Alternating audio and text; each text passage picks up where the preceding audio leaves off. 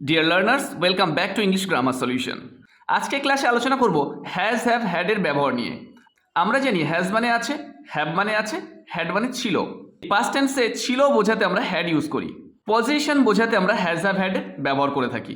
For example, আমার আছে I have, তোমার আছে ইউ হ্যাভ, তার আছে হি হ্যাজ অথবা শি হ্যাজ। আমার ছিল আই হ্যাড, তোমার ছিল ইউ হ্যাড, তার ছিল হি হ্যাড। সাবজেক্ট যাই হোক না কেন ছিল বোঝাতে আমরা হ্যাড ইউজ করব। তো এখন দেখে নেব হ্যাজ হ্যাভ হ্যাড কোথায় ব্যবহার হয়। তো হ্যাজ হ্যাভ হ্যাডের বেসিক যে ব্যবহারগুলো আছে আমরা সেগুলো প্রথমে শিখব, এবং বাক্যে ডু ডিড ডাজ ব্যবহার করে যে প্রশ্নগুলো করা হয় সেই প্রশ্নের মধ্যে হ্যাজ হ্যাভ হ্যাডের ব্যবহারগুলো আমরা আজকে শিখব।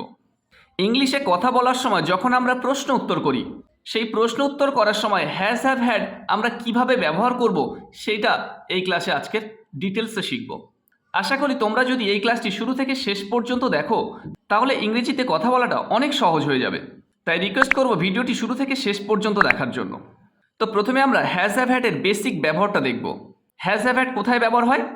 বাক্যের সাবজেক্ট যদি থার্ড পারসন সিঙ্গুলার নাম্বার হয় তাহলে আছে বোঝাতে হ্যাজ ব্যবহার করা হয়।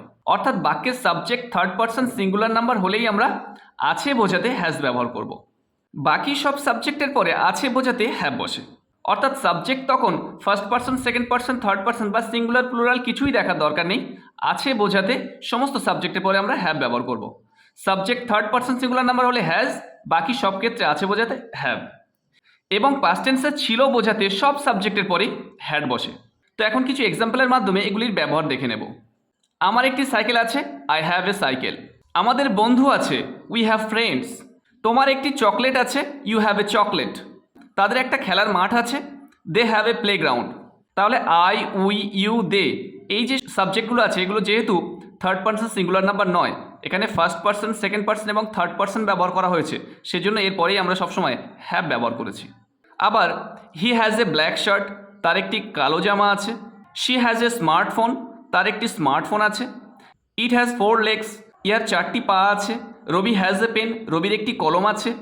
এখানে হি, শি, ইট, রবি সবগুলো হলো থার্ড পারসন এবং এগুলো সিঙ্গুলার নাম্বার, সেজন্য আমরা সাবজেক্টের পরেই হ্যাজ ব্যবহার করেছি।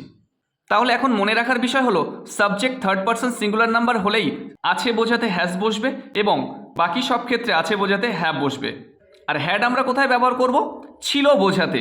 যদি বলি আমার একটি সাইকেল ছিল, আই হ্যাড এ সাইকেল। আমাদের বন্ধু ছিল, উই হ্যাড ফ্রেন্ডস। তোমার একটি চকলেট ছিল, ইউ হ্যাড এ চকলেট। তাদের একটি খেলার মাঠ ছিল, দে হ্যাড এ প্লেগ্রাউন্ড। তার একটি কালো জামা ছিল, he had a black shirt.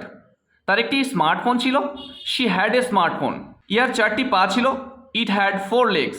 রবির একটি কলম ছিল, রবি হ্যাড এ পেন। তো ছিল বোঝাতে আমরা সাবজেক্টের পরে সবসময় হ্যাড ব্যবহার করব। তো এখন আমরা দেখে নেব ডু ডাজ ডিড ব্যবহার করে যখন আমরা কাউকে কোনো প্রশ্ন করে থাকি সেই প্রশ্নের মধ্যে আমরা হ্যাজ হ্যাভ হ্যাড কোথায় কিভাবে ব্যবহার করি। তো এখানে আমাদের স্পোকেন ইংলিশের জন্য কিছু সেন্টেন্সও প্র্যাকটিস হয়ে যাবে। যখন আমরা কাউকে প্রশ্ন করি বাক্যের শুরুতে আমরা ডু ব্যবহার করি। Do you have a pencil, তোমার কি একটি পেন্সিল আছে? তো তার উত্তরে আমরা বলতে পারি ইয়েস আই হ্যাভ, হ্যাঁ আমার পেন্সিল আছে। তারপরে আবার বলতে পারি ডোন্ট ইউ হ্যাভ পেন্সিলস, তোমার কি পেন্সিল নেই? এখানে কিন্তু আমরা কোনো আর্টিকেল ইউজ করিনি, যেহেতু এখানে পেন্সিলস অর্থাৎ প্লুরাল নাম্বার ব্যবহার করা হয়েছে সেজন্য আমরা কোনো আর্টিকেল ব্যবহার করিনি। কিন্তু এখানে একটা পেন্সিল ব্যবহার করা হয়েছে সিঙ্গুলার নাম্বার, সেজন্য আমরা এখানে আর্টিকেল এ ব্যবহার করেছি। ডোন্ট ইউ হ্যাভ পেন্সিলস, তোমার পেন্সিল নেই? নো আই ডোন্ট হ্যাভ, না আমার নেই। তো আমরা এর উত্তরে আবার বলতে পারি ইয়েস আই হ্যাভ পেন্সিলস। আমরা আরও প্রশ্ন করতে বলে থাকি তোমার কাছে কি জল আছে? Do you have water? তো তার উত্তরে আমরা বলি হ্যাঁ আমার কাছে জল আছে, ইয়েস আই হ্যাভ। বা আমার কাছে যদি না থাকে তাহলে আমরা কি বলি? No I don't have. তোমার কাছে কি একটা জলের বোতল আছে? Do you have a water bottle? এখানে আমরা আর্টিকেল ব্যবহার করেছি কিন্তু এখানে কোনো আর্টিকেল ব্যবহার হয়নি, যেহেতু ওয়াটার আনকাউন্টেবল নাউন সেজন্য এখানে কোনো আর্টিকেল ব্যবহার করা হয়নি। কিন্তু ওয়াটার বটল জলের বোতল যেহেতু এটা কাউন্টেবল নাউন সেজন্য আমরা এ কথাটা ব্যবহার করতে পেরেছি। তো তুমি যদি কাউকে প্রশ্ন করো do you have a water bottle, তোমার কাছে জলের বোতল আছে? তো সে তখন কি উত্তর দিতে পারে? হ্যাঁ আছে অথবা নেই, ইয়েস আই হ্যাভ, অথবা বলতে পারে no I don't have any water bottle, না আমার কাছে কোনো জলের বোতল নেই। Next, does he have a football, তার কি একটা ফুটবল আছে? এখানে আমরা সাবজেক্ট হির পরে হ্যাভ ব্যবহার করেছি। তার কারণ হলো এই যে he subject third person singular number হওয়ার কারণে আমরা ডু ব্যবহার করিনি, ডাজ ব্যবহার করেছি, সেজন্য হির পরে হ্যাভ ব্যবহার করেছি। ডাজ দিয়ে প্রশ্ন করলে আমরা সাবজেক্ট যাই হোক না কেন আমরা সেখানে হ্যাভ ব্যবহার করব। Does he have a football? তার কি একটি ফুটবল আছে? Yes he has. হ্যাঁ তার আছে। এখানে কিন্তু আমরা হ্যাজ ব্যবহার করেছি, তার কারণ হলো এখানে মেন ভার্বটি হলো হ্যাজ, সেজন্য থার্ড পারসন সিঙ্গুলার নাম্বারের পরেই আমরা হ্যাজ ব্যবহার করেছি। এরপরে চলো ডিড দিয়ে প্রশ্ন করা যাক। Did they have playground? তাদের কি খেলার মাঠ ছিল? তো এর উত্তরে কি বলা যায়? Yes they had. হ্যাঁ তাদের ছিল।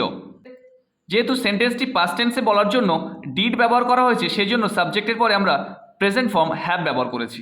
Did they have playground? তাদের কি খেলার মাঠ ছিল? Yes they had. যেহেতু সেন্টেন্সটি পাস্ট টেন্সে উত্তর হবে, সেজন্য আমরা সাবজেক্টের পরে ছিল বোঝাতে হ্যাড ব্যবহার করেছি।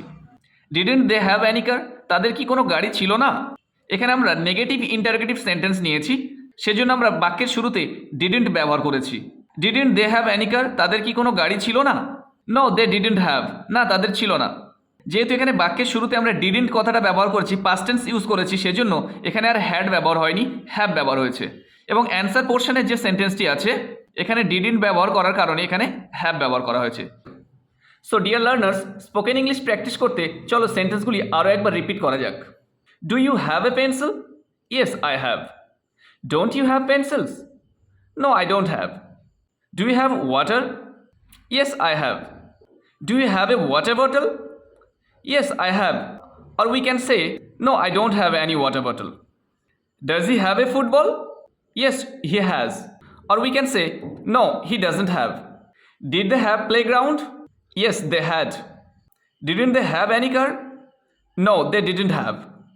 So dear learners, tell me in comment box how was the class. And if you like this video, do like, share and subscribe the channel.